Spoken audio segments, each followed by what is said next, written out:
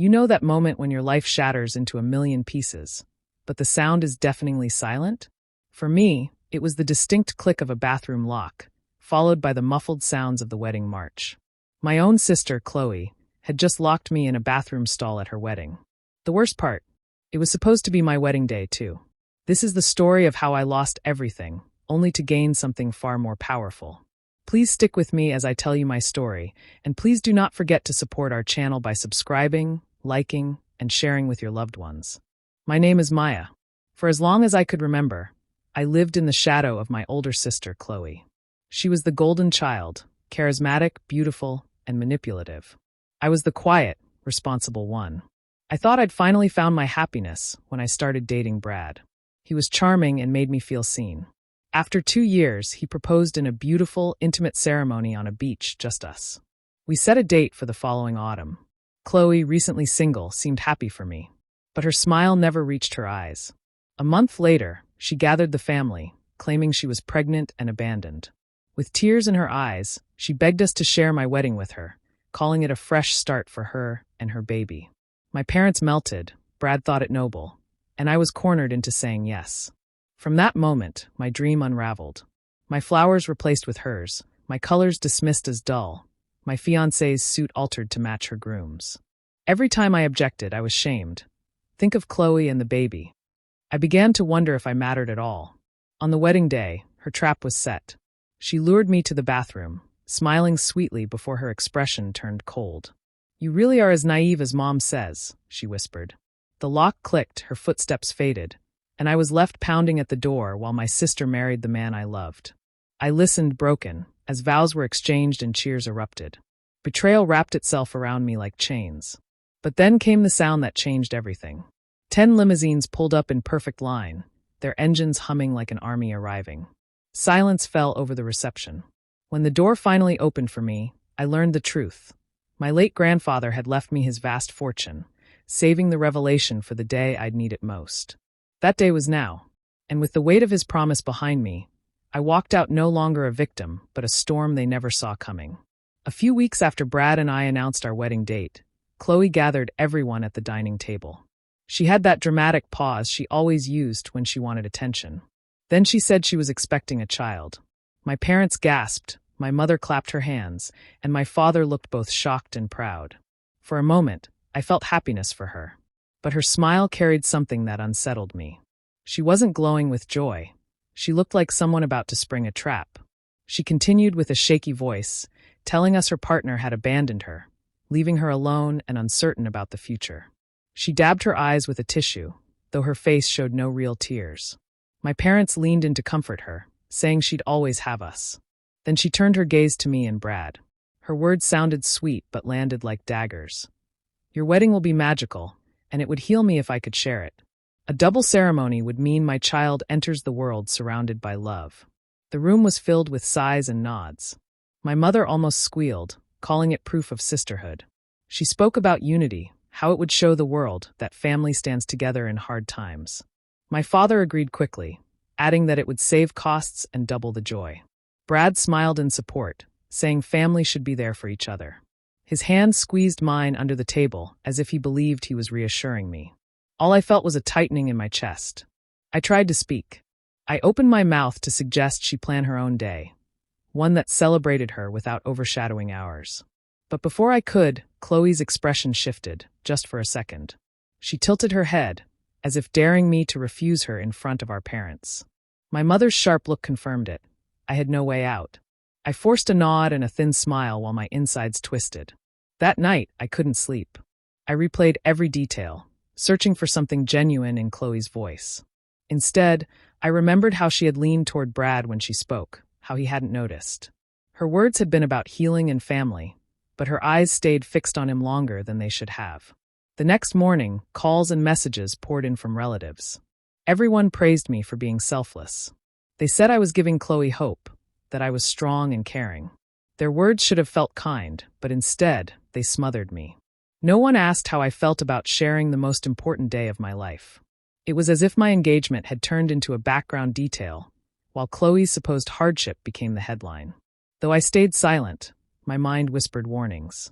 Something about her story didn't sit right. I told myself it was just nerves or jealousy, but deep down I knew it wasn't.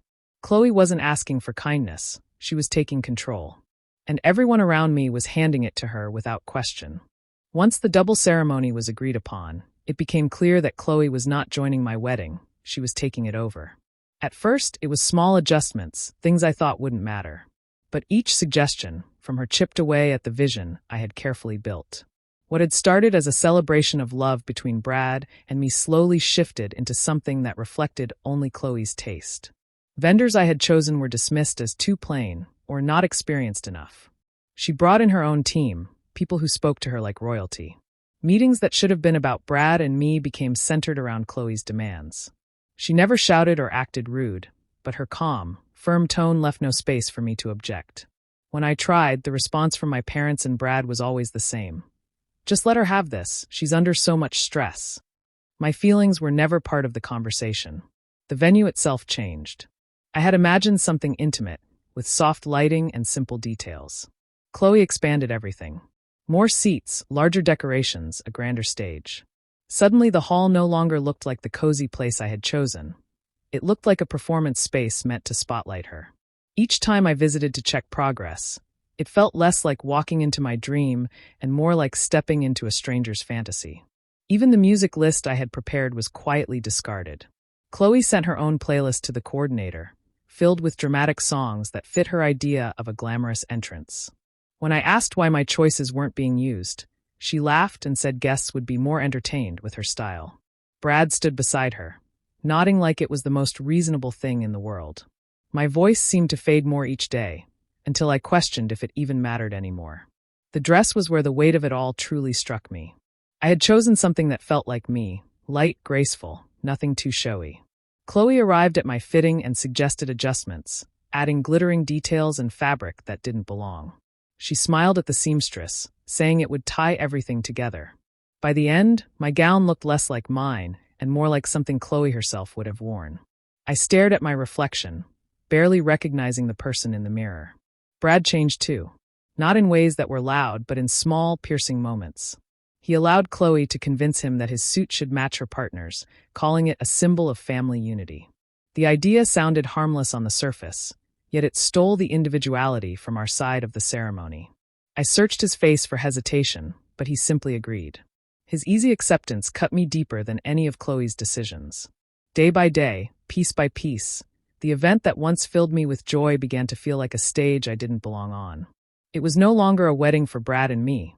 It was a production designed to showcase Chloe. I stayed quiet, but inside, the silence was breaking me apart. The morning of the wedding should have been filled with joy, but the air carried unease. Guests bustled about, whispering compliments to Chloe, while I drifted on the edges of the crowd, invisible in what was meant to be my own celebration. Photographers followed her every step, snapping picture after picture as if she were the bride. I stood nearby, smiling when expected, though inside I felt like an intruder at someone else's event. Time moved strangely, quick yet heavy. I tried to focus on breathing, telling myself it would be over soon. That's when Chloe approached me. Her face was lit with the same flawless charm she used on everyone else. She touched my arm lightly, her voice soft and trembling. She said she needed a quiet moment with me, just the two of us. I agreed, thinking maybe, for once, she wanted to show real gratitude. We walked together to the large suite where the bridesmaids had been preparing earlier. The room was silent now, the air scented faintly with perfume and hairspray. Chloe closed the door behind us. She sat at the vanity and sighed as though weighed down by nerves. "I don't think I can do this," she whispered. Her hands shook as she reached for mine. For a second, I believed her. I told her everything would be fine, that the day was about happiness and moving forward. But then her eyes hardened.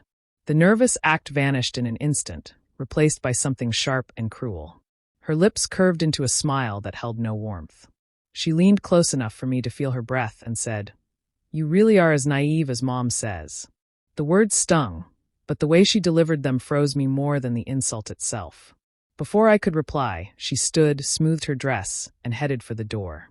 I stepped forward, confused, but the handle clicked before I reached it. The sound of the lock sliding shut echoed through the quiet room. My chest tightened as reality sank in. She had trapped me. From the other side came a laugh, quick and satisfied. Then her voice, loud enough for anyone nearby to hear. "She's not feeling well, just needs some time. Don't worry, I'll make sure she comes out." I ran to the door and twisted the knob, but it didn't budge. My fists pounded against the wood, each strike met with silence. The walls seemed to close in, the perfume-scented air now suffocating. I shouted her name until my throat burned, but no footsteps returned. The world beyond that door carried on without me, and I was left staring at my reflection in the mirror. A woman dressed for a wedding she no longer belonged to, locked away by the sister who had taken everything. That moment, standing helpless in that bathroom, was when I finally understood. This wasn't about sharing a day. It had never been. It was about erasing me completely. I hit the door again and again, my palms stinging, but no one came. The faint music from outside grew louder, filling the empty bathroom like a cruel soundtrack. Voices rose and fell, followed by clapping. I pressed my ear to the wood, straining to make out the words. At first it was just a blur of sound, but then I caught a familiar phrase from the officiant. It felt like the floor disappeared under me. He was addressing the guests, introducing the bride and groom, Brad and Chloe. My own name, the one that should have been spoken, never passed his lips. I sat slumped against the cold wall, drained of strength, my body heavy from hours of shouting and weeping. The sounds from outside had shifted. The cheers had turned into scattered conversations, then into the dull hum of music. I felt empty, like a shadow locked away while life went on without me. My hands lay limp in my lap, too weak to try the door again. That was when a new sound reached me, different from the noise of laughter and clinking glasses. It began faintly, like a distant vibration, but it grew steadily louder, steady and deliberate. I rose slowly, curiosity stirring in the fog of despair. Through the narrow opening of the high window, I caught a glimpse. Sleek black cars, long and identical, were pulling up one after another. 10 of them lined up outside the venue in perfect formation. Their engines purred in unison, filling the air with an energy that hushed the crowd. The music outside faltered. I could almost hear the confusion ripple through the guests. Feet shuffled, voices dropped. Everyone was wondering the same thing. Who were these unexpected visitors? From the first car, a tall man emerged, his dark suit fitted with precision. His presence carried authority, and even from my hidden view, I could sense the weight he brought with him. He spoke briefly to the wedding coordinator, who nodded quickly, her face pale. I pressed closer to the window, my breath fogging the glass. The coordinator hurried toward the building, her steps quick and nervous. I didn't know if it had anything to do with me, but my chest tightened with a strange spark, something I hadn't felt since the morning. Hope, small but real, stirred inside me. Minutes later, the sound I had prayed for finally came, the turn of a key in the lock. My body froze. The door, the same one I had pounded against until my hands were bruised, clicked open. Slowly it swung toward me, and in the frame stood the coordinator. Her usual confidence was gone. Her eyes darted nervously, and her hands trembled slightly as she gripped the handle. "Ms. Maya," she said, her voice gentle, almost apologetic. I blinked, unable to speak. The world around me seemed to pause. She lowered her eyes briefly, as if ashamed, then added softly, "There's someone here for you."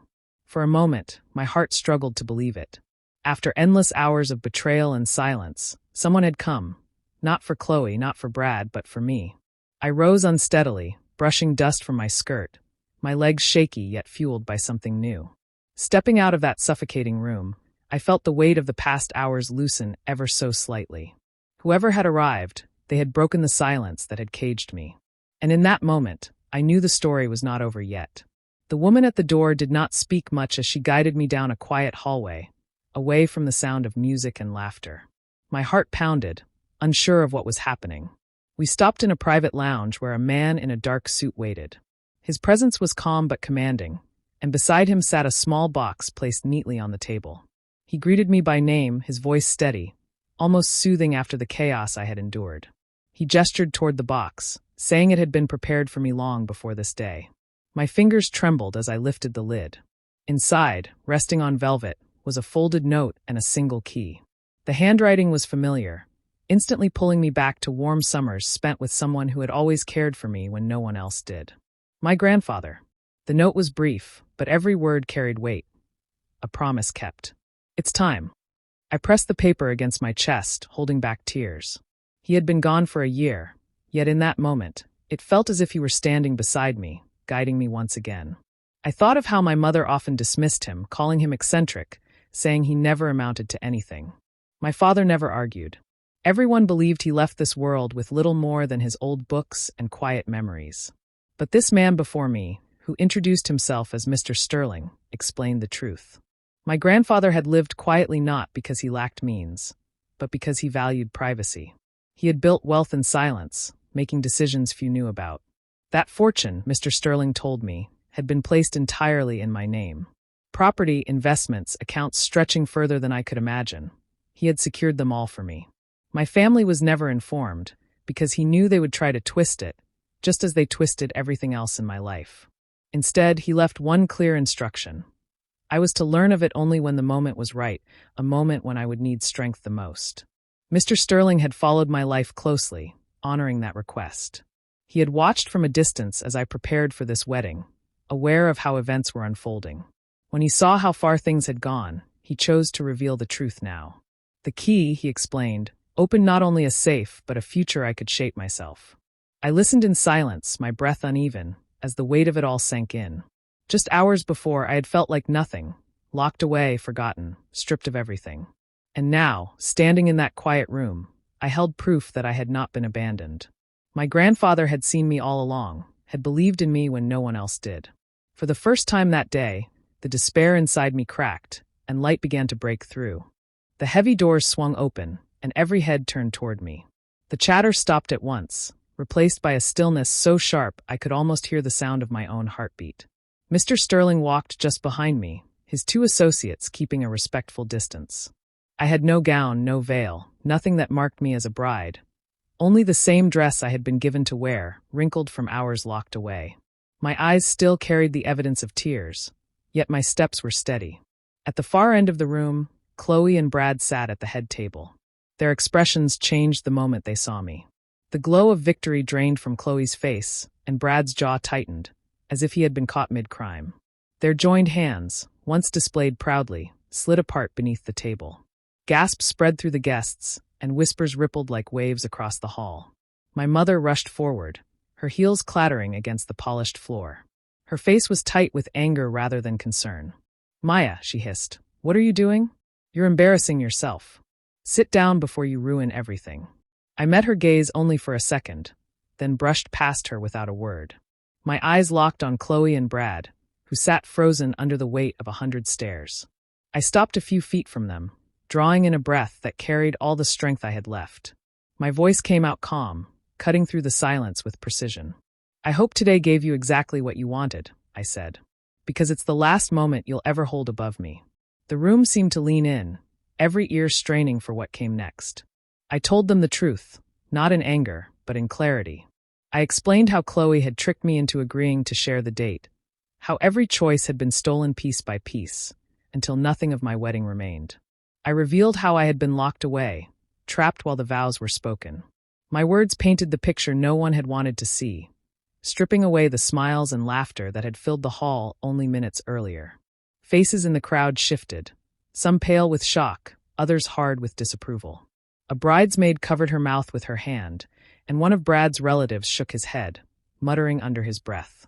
Chloe tried to interrupt, but her voice wavered. Brad reached for her arm to silence her, his own eyes darting nervously toward the guests.